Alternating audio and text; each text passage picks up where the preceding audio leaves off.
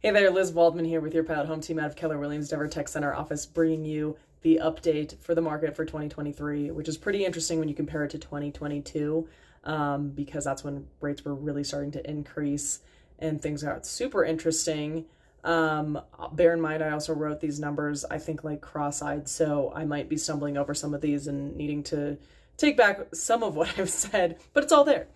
So the first thing to mention is that the month where we sold the least amount of homes was August with 6,800 homes, followed by then May and June, where in 2022 the month where we sold the least amount of homes was in January with 3,794, and then December and then November.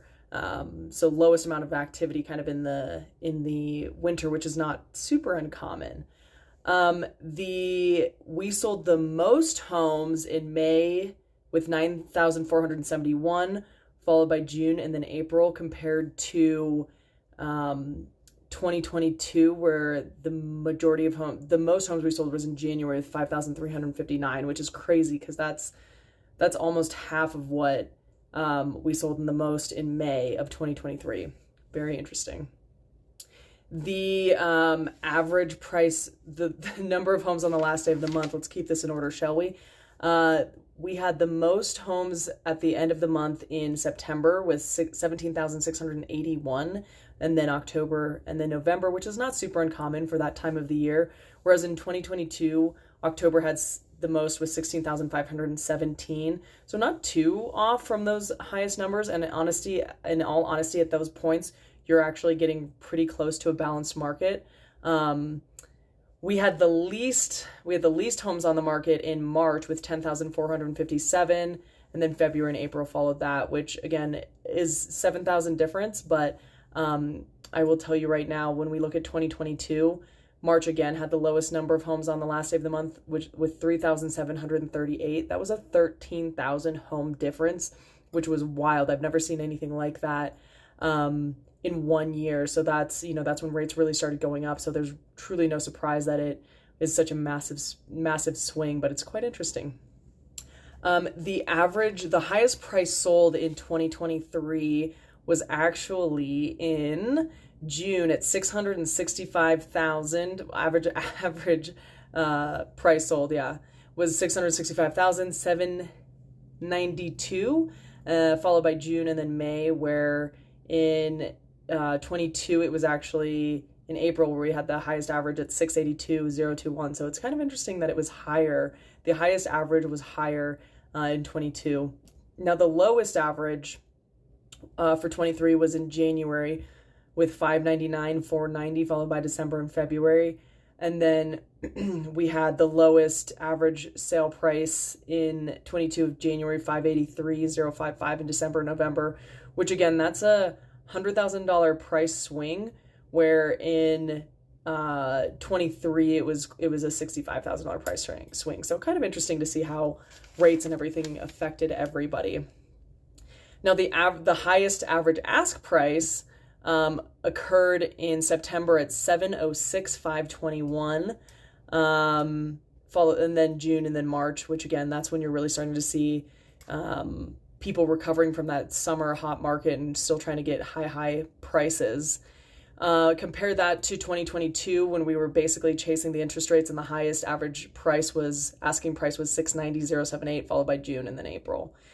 The lowest asking price was December of 23 with 626,895, followed by November and January. And then in 22, it was also December at 549,926, which again, no surprise at the end of the year. Prices just go lower and the expectation is also lower. Hooray.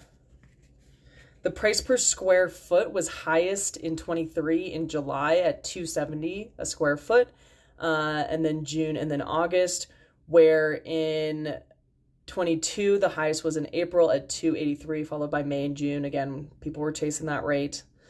The lowest price per square foot sold in 23 was in January at $248, then February and November, whereas in 22 it was December at $247, followed by January and November. So again, those winter months kind of in the lower prices. The days on market, the highest days on market in 2023 was tied for January and December with 55 days on market, followed by February and then November. And the highest days on market in 2022 was 48 in December, followed by November and October. So a little bit of a difference there, about 7 days between max days on market. And once you get into the 90-ish days is when you're looking at a balanced market. So things were still moving relatively quickly, even though there was quite a difference year over year. And I'll drive that point home a little bit further with the lowest days on market was in June of this year with 30 days, and then July and May, where in 2022 the lowest days on market was May with 15, and then June and July. So there was a 33-day difference in 2022 where it was only 15 in 2023. So it's just, again, it's interesting seeing those patterns and how people reacted to that increase in rates and what happened with all of that. The month supply, the month that we had the most month supply this last year was November with 4.5, followed by January and October, where in 2022 the highest was November with 4.9. So it even outpaced. We had more months supply in 2022 than we did in 23. It just was less of a swing because our lowest month supply in 23 was in March with 3.5 month supply, followed by May and April. Where in 22, it was March with 1.9, followed by April and May. So that's a 3-month supply difference, which really is the point I'm trying to make here. There was quite this swing in numbers and inventory and slowdown and all that in 22. And then we saw, still a little bit of a wild market, but in 23, but it seemed as though people gotten used to the interest rates and how to handle that and what that looked like. So we're still not quite in a balanced market by any means. And rates are improving, so we'll kind of see what happens with that. But that is our annual update for 2023. And of course, I'm going to bring you what happened in December, probably in like a day or two. I'm a little behind on getting my stuff together, but stay tuned for all of that. If you have any questions, feel free to reach out to us at 303-956-27.